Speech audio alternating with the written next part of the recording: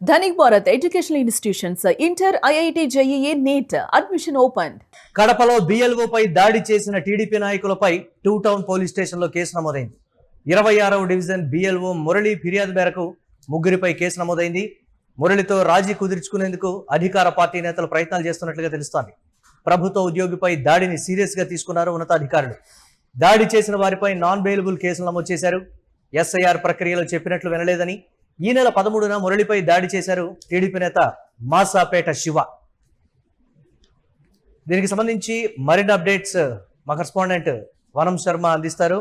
శర్మ, ఎట్టకేలకు బిఎల్ఓపై దాడి చేసినటువంటి టీడీపీ నాయకుల మీద కేసు అయితే నమోదైంది. దీనికి సంబంధించి అప్డేట్స్ ఏంటి? ఉన్నతాధికారులు ఈ అంశాన్ని సీరియస్ గా తీసుకున్నట్టు తెలుస్తోంది.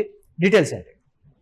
మురళి, నిన్న ఉదయం జరిగినటువంటి ఘటనకు సంబంధించి సాయంత్రం వరకు కొంచెం రాజీ చేసే ప్రయత్నాలతో కొనసాగింది. అయితే మురళిపై దాడి చేసినటువంటి ఏదైతే టీడీపీ 26వ డివిజన్ ఇన్ఛార్జ్ గా ఉన్నారో అతని తండ్రి, మరో వ్యక్తి ప్రతాప్ అనే వ్యక్తి, ముగ్గురు కూడా విచక్షణ రహితంగా ఒక ప్రభుత్వ ఉద్యోగి మీద దాడి చేసిన ఘటనకు సంబంధించి వారు తీవ్రమైన ఆందోళన వ్యక్తం చేస్తూ వచ్చారు. రాత్రి మున్సిపల్ కమిషనర్ తో పాటు తర్వాత ఎంఆర్ఓ అట్లాగే జిల్లా కలెక్టర్ కలిసి సచివాలయ ఉద్యోగుల సంఘం నాయకులు తర్వాత ఇతర ఉద్యోగులు కలిసి ఫిర్యాదు చేయడంతో సీరియస్ గా తీసుకున్నటువంటి జిల్లా కలెక్టర్ ఆదేశాల మేరకు మొత్తానికైతే టీడీపీ ఇన్ఛార్జి శివ, అతని తండ్రి శివశంకర్, మరో వ్యక్తి ప్రతాప్ మీద నాన్ బెయిలబుల్ కేసు నమోదు చేశారు. మురళి, మొత్తానికి ఈ ఎస్ఐఆర్ ప్రక్రియను సంబంధించి ఎవరైనా అడ్డుకుంటే తర్వాత ఇబ్బంది పెడితే తీవ్రమైన చర్యలు ఉంటాయని దానికి ఒక నిదర్శనంగా చెప్పొచ్చు. మురళి, దీనికి సంబంధించి కూడా టీడీపీ దాడి చేసినటువంటి నేతల అరెస్టుకు సంబంధించి ఎంతో పట్టుబట్టినటువంటి పరిస్థితి. ఉన్నతాధికారులు స్పందించలేదు, దీనికి సంబంధించి సరైనటువంటి రీతిలో అనే విమర్శల నుండి ఇప్పుడు కేసు నమోదైనటువంటి పరిస్థితి వరకు, అంటే ఎస్ఐఆర్ ప్రక్రియని సీరియస్ గా తీసుకున్నటువంటి పరిస్థితి ఉంది.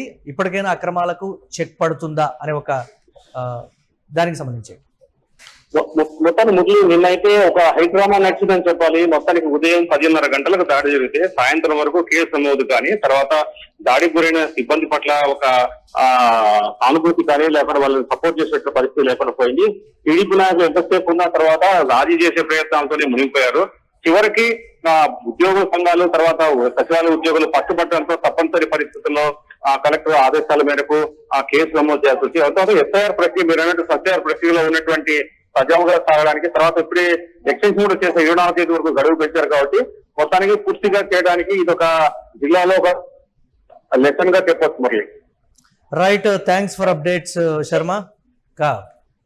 మొత్తం మీద ఎటకేలకు బిఎల్ఓపై దాడికి సంబంధించి అధికారులైతే ఈ అంశాన్ని సీరియస్ గా తీసుకున్నారు. చాలా వరకు విమర్శలు వచ్చినటువంటి నేపథ్యంలో దీనికి సంబంధించి టీడీపీ నేత మాసాపేట శివ మీద అయితే కేసు నమోదైంది. ఎటకేలకు టీడీపీ నాయకులపై టూ టౌన్ పోలీస్ స్టేషన్లో అయితే కేసు నమోదైంది. 26వ డివిజన్ బిఎల్ఓ మురళి కంప్లైంట్ మేరకు ముగ్గురిపై అయితే ఈ కేసు నమోదైంది. మురళితో రాజీ కుదిరించేందుకు అధికార పార్టీ నేతలు ప్రయత్నాలు చేస్తున్నట్టుగా తెలుస్తోంది.